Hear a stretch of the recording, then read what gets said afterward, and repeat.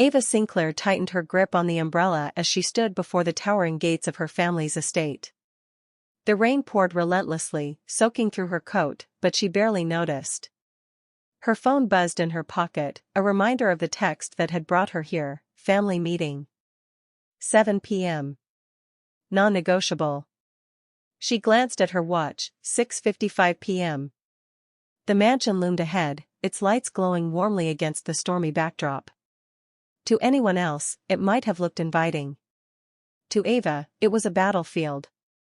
The perfectly trimmed hedges and gleaming luxury cars in the driveway screamed of wealth and success, the kind her family worshipped and believed she had failed to achieve. Ava hesitated at the front door, her hand hovering over the polished brass knocker. She knew whatever awaited inside wouldn't be good.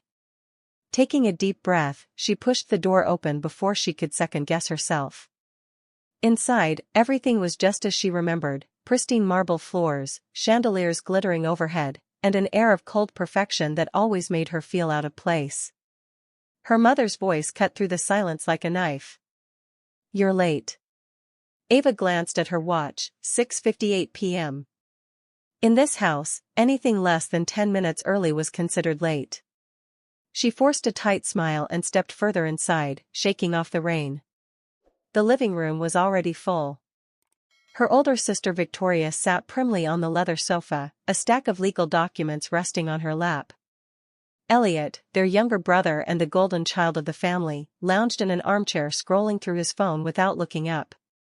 Their father stood by the fireplace, his hands clasped behind his back like a general preparing for war.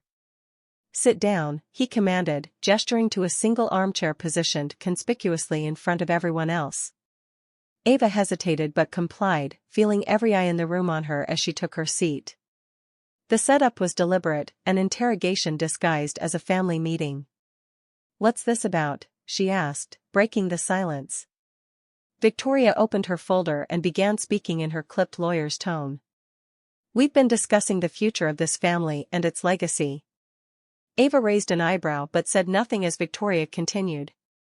"It's become clear that your choices are no longer aligned with our values or goals." Her mother chimed in, her voice sharp and disapproving. "This decision wasn't easy, Ava, but it's necessary, for the good of the family." Victoria handed Ava a document. The words blurred together as Ava scanned it quickly, but certain phrases jumped out: formal dissolution of familial ties, relinquishment of inheritance rights, termination of association. "You're disowning me?" Ava asked quietly. "It's not personal," Elliot said without looking up from his phone. "It's business." A bitter laugh escaped Ava's lips before she could stop it. "Business? I'm your daughter. Your sister. How is this not personal?" Her father stepped forward then, his voice calm but cutting. "Your so-called career reflects poorly on this family's name. You've chosen to waste your potential on, what? Making trinkets out of garbage?" Ava's jaw tightened. "It's not garbage, it's sustainable design," she corrected him sharply. Her mother sighed dramatically. "We gave you every opportunity, elite schools, connections, and you threw it all away to play with glue and glitter." The words stung more than Ava cared to admit, but she refused to let them see it. Years of subtle jabs and disappointed glances had prepared her for this moment. "Where do I sign?" she asked flatly. Her family exchanged surprised glances, they'd clearly expected tears or pleading. "Ava," her mother began hesitantly, "if you'd just reconsider." "Where do I sign?" Ava repeated firmly. Victoria pointed to the bottom of the page without another word. 10 minutes later, it was done. Ava Sinclair was no longer officially part of the Sinclair family. As she walked toward the door, her father spoke one last time. "This is for the best, for everyone." Ava paused at the threshold and turned back to face them one final time. "You're so concerned about preserving this family's reputation," she said quietly, "but you never once asked what I've actually built." Her mother opened her mouth to respond, but Ava cut her off. "You've made your choice. Now you get to live with it." She stepped out into the rain without looking back. Her phone buzzed again, a notification from her business account. Another major order had come through for reclaimed radiance, pushing her revenue well into six figures for the month. As Ava climbed into her car and drove away from the mansion that had never felt like home, she didn't feel sadness or anger, only freedom. Freedom to be exactly who she was without apology or explanation. Family, she realized as she glanced at her phone again, isn't about blood or shared names, it's about who believes in you when no one else does. And Ava had found those people, they just weren't waiting for her back there. This introduction sets up a gripping emotional conflict while establishing Ava as a resilient protagonist with untapped strength and potential for growth. It uses sharp dialogue and vivid imagery to draw viewers into her world immediately while leaving them eager to see how she will rise from this rejection stronger than ever. Ava stepped out of the rain, but the cold, unwelcoming air inside the Sinclair family's grand living room chilled her even more. She sat down, facing the sharp, judgmental gazes of her parents and siblings, as if they were a jury ready to deliver a verdict. Victoria, her older sister, with a stern expression and a thick stack of documents in hand, broke the silence. Ava, we've discussed this at length, Victoria began in an emotionless tone. This family has a legacy to protect. And your choices, they don't align with what we stand for. Ava raised an eyebrow but kept her composure. What exactly do you mean by that? Elliot, her younger brother and the family's golden child, smirked dismissively. It means you've embarrassed this family. We're Sinclairs, we don't do trash. The words hit Ava like a dagger to her pride. But instead of reacting, she locked eyes with Elliot and responded with a cold smile. Victoria placed the stack of papers on the table in front of Ava. These are the official documents. We've decided to sever all financial and legal ties with you. You will no longer be an heir or have any claim to the family's assets. Ava picked up the documents and scanned through them, her eyes catching phrases like termination of inheritance rights and formal dissolution of familial ties. She looked up at each member of her family, people she once believed would stand by her no matter what. So this is how you solve problems? By cutting me out because I didn't follow the path you laid out for me? Ava asked, her voice calm but weighted with emotion. Her mother sighed heavily, as though carrying an unbearable burden. Ava, you have to understand, this is for the good of the family. You chose a different path, one that doesn't fit with the values we've built. Values? Ava let out a bitter laugh. What values? The value of pretending to be perfect? The value of judging people based on appearances and money? Her father stepped forward, his voice deep and authoritative. This isn't a debate. This is our final decision. Ava stood up and placed the papers back on the table with a decisive thud. If this is how you want it to end, fine. But don't think for a second that I need anything from this family to succeed. She turned and walked toward the door but paused at the threshold. Turning back one last time, she said firmly, one day, you'll realize my true worth, but by then, I might not be here to hear your apologies. Before I share what happened next, the moment that left an entire room of journalists in stunned silence, I want to connect with you, my amazing viewers. Where are you watching from? Drop your country's flag in the comments below. And if you've ever had to fight for something you believe in, hit that like button, because this story is just getting started. Ava stepped into her small studio apartment, a world away from the cold grandeur of the Sinclair estate. The familiar hum of her workspace greeted her, the scent of sawdust and varnish filling the air. Here, among the scraps of wood, metal, and glass, she felt alive. The chaos of her materials was a stark contrast to the sterile perfection her family had demanded, but it was in this chaos that Ava found beauty, and herself. Her best friend and marketing guru, Maya, was already there, sitting cross-legged on the floor with a laptop balanced precariously on her knees. You're late, Maya teased, glancing up from her screen. Big family meeting? Ava smirked and hung up her coat. You could say that. She didn't elaborate, instead walking over to her workbench where a half-finished piece awaited her attention. It was a chandelier made entirely from broken mirrors and salvaged copper wire, a project she had started weeks ago but hadn't yet found the heart to finish. Maya closed her laptop and studied Ava's face. Okay, spill. What happened? They disowned me, Ava said simply, picking up a piece of copper wire and twisting it into shape. Her tone was calm, almost detached, as if stating a fact rather than recounting a life-altering moment. Maya's jaw dropped. Wait, what? Like, legally? Officially? Legally. Officially. Ava's hands moved deftly as she worked on the chandelier, her focus unwavering. They handed me papers and everything. Said I was an embarrassment to the family name. Maya stared at her in disbelief. And you just signed them? Of course I did. Ava turned to face her friend, a small smile playing on her lips. Why would I fight for something I never wanted in the first place?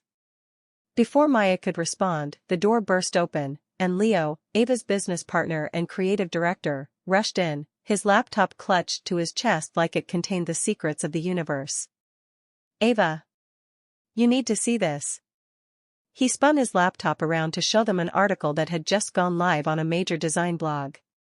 The headline read, "The Queen of Sustainable Luxury, How Ava Sinclair is Transforming Trash into Treasure." Below it were photos of Ava's most intricate creations, sculptures made from discarded metal, light fixtures crafted from shattered glass, and furniture built from reclaimed wood. Maya leaned over Leo's shoulder, her eyes widening as she scrolled through the article. Holy! Ava, this is huge. Leo grinned. That's not even the best part. Check your business account. Ava frowned but pulled out her phone to check. Her jaw tightened as she saw notification after notification of incoming orders, so many that she stopped counting after the first dozen. We're trending, Leo said triumphantly. Social media is blowing up with people sharing your work. And get this, 3 major retailers have already reached out for exclusive collections. Ava set down her phone and let out a breath she didn't realize she'd been holding. For years, she had poured everything into building Reclaimed Radiance, her sustainable design brand. She had faced skepticism, ridicule, even outright rejection from those closest to her, but now, the world was finally starting to notice. Maya placed a hand on Ava's shoulder. And your family has no idea? Ava shook her head. They never cared enough to ask. Well, Maya said with a mischievous grin, they're about to find out. The next few weeks were a whirlwind of activity. Orders flooded in faster than Ava and her small team could handle them. She hired additional assistants to help with production and expanded their workspace into the vacant unit next door. Leo worked tirelessly on scaling their operations while Maya managed their growing online presence. One afternoon, as Ava was putting the finishing touches on a custom light fixture made from sea glass and driftwood, Maya walked in holding her phone like it was made of gold. You're not going to believe this, she said. What now? Ava asked without looking up. Business Forward magazine wants to do a feature on you. Ava froze mid-motion and turned slowly to face Maya. You're kidding. I'm not. Maya handed over her phone so Ava could read the email for herself. The message was from Catherine Chen, one of the magazine's senior editors. We're doing a cover story on emerging entrepreneurs in sustainable luxury markets, and your name keeps coming up. Leo walked in just in time to catch Ava's stunned expression. What's going on? She's going to be on the cover of Business Forward, Maya announced proudly. Leo let out a low whistle. Damn, Ava. That's next level. Ava set down the light fixture and leaned against her workbench, trying to process what this meant, not just for her business but for herself. Before she could dwell too long on it, Maya clapped her hands together. All right. Enough standing around looking shocked. We have work to do if we're going to make you look like the queen you are. As they dove back into their projects, each piece more intricate than the last, Ava couldn't help but feel a sense of poetic justice brewing beneath it all. Her family had dismissed her work as nothing more than a hobby, now it was being celebrated as art. And deep down, she knew this was only the beginning. Ava's life had become a whirlwind of success, but nothing could have prepared her for the message she received one quiet afternoon. Her phone buzzed, and there it was, a text from her father, family dinner. Sunday, 7 p.m. We need to talk. She stared at the screen for a moment, the words heavy with unspoken meaning. It wasn't an invitation, it was a summons. Sunday arrived too quickly. Ava pulled up to the Sinclair estate in her sleek electric car, a sharp contrast to the luxury sedans her family still clung to. The house was just as she remembered, grand, imposing, and utterly devoid of warmth. She stepped out of the car, her designer heels clicking against the stone driveway, and approached the door. It opened before she could knock. Her mother stood there, looking smaller than Ava remembered, her eyes filled with something Ava couldn't quite place, desperation, perhaps? Ava, her mother said softly, stepping forward as if to embrace her. Ava didn't move. We've missed you. Have you? Ava asked coolly, stepping past her into the house. The living room was already full. Her siblings sat in their usual spots, Victoria with her briefcase, Elliot scrolling on his phone, but this time their expressions were different. Gone were the smug superiority and indifference, in their place was unease. Her father stood by the fireplace, hands clasped behind his back like always, but his usual commanding presence seemed diminished. He gestured toward the same chair they had made her sit in months ago when they disowned her. Please, sit. Ava didn't move. I think I'll stand, she replied. The room fell silent for a moment before Victoria cleared her throat and spoke. Ava, we've been following your success, your business, your media presence, it's impressive. Remarkable, Elliot added awkwardly without looking up from his phone. Ava raised an eyebrow. Remarkable? I thought it was just a hobby, playing with glue and glitter, wasn't that what you called it? Victoria shifted uncomfortably in her seat. We may have been hasty in our judgments. Hasty? Ava let out a bitter laugh. You disowned me. Her father stepped forward then, his voice quieter than she'd ever heard it. We made a mistake. Ava crossed her arms and tilted her head slightly. Is that what this is about? Admitting you were wrong? Or is it something else? Her mother finally spoke up, her voice trembling. The dealership is struggling, she admitted. The bank is calling in our loans, we're on the verge of losing everything. And you think I can save you, Ava finished for her. We believe we can help each other, Victoria interjected quickly. Your sustainable approach and media influence could revolutionize the business. Ava shook her head slowly, a small smile playing on her lips. So that's what this is about. You don't want me back, you want my success to save you. That's not fair. Elliot protested weakly. Isn't it? Ava countered sharply, walking over to the fireplace where family photos still hung on the mantel, photos that didn't include her anymore. She turned back to face them, her voice steady but cutting. 3 months ago, you made it very clear that I wasn't family anymore.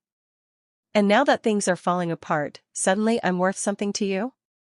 Her father stepped forward again, his hands outstretched as if pleading with her.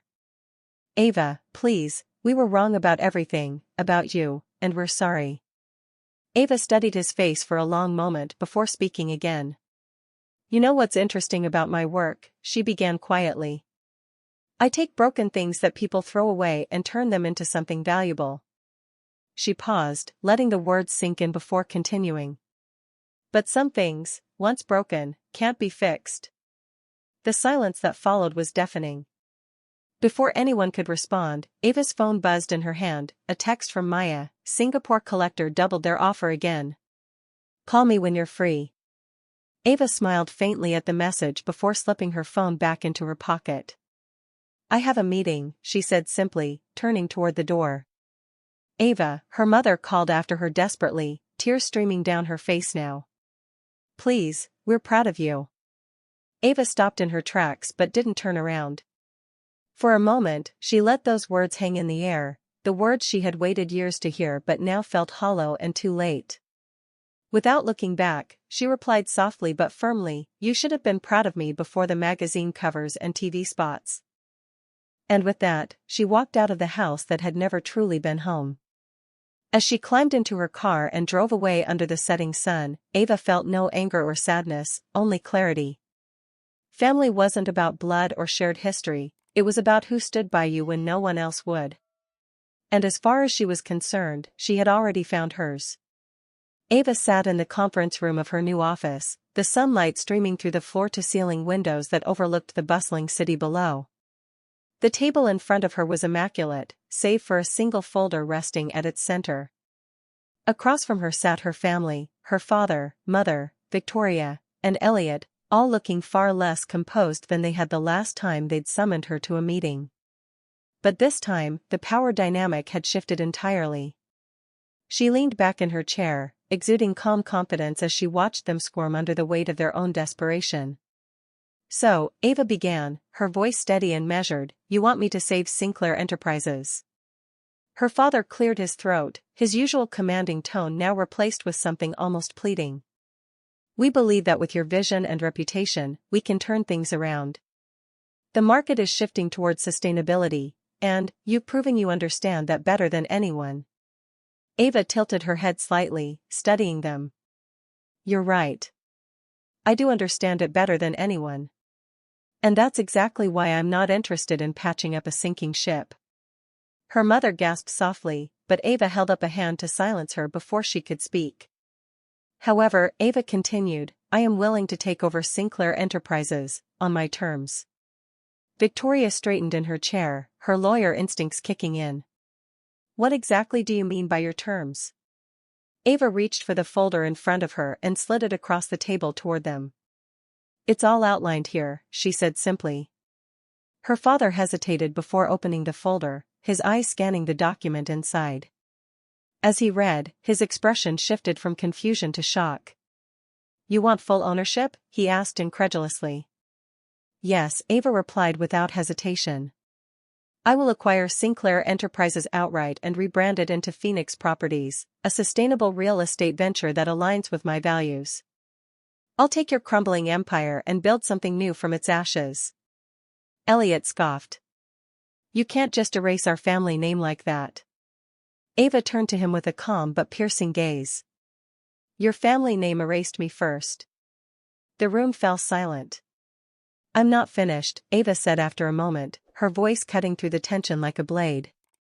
"If you want me to save this company, and by extension, your livelihoods, you'll agree to my conditions: complete creative control, no interference from any of you, and full transparency moving forward." Her mother looked stricken. "But Ava, this is our legacy." "No," Ava said firmly. "This is my legacy now. You gave up your claim to it when you decided I wasn't good enough to be part of this family." Victoria leaned forward, clearly trying to regain some semblance of control over the situation. "And what happens to us? Are we just cut out?" Ava's expression softened slightly, not out of pity but out of resolve. "You'll still have roles within the company if you choose to stay, but you'll answer to me." She let those words sink in before adding, "This isn't about revenge, it's about rebuilding something meaningful. If you can accept that, we can move forward together." Her father closed the folder and looked at her with an expression she couldn't quite read: pride? Regret? Defeat?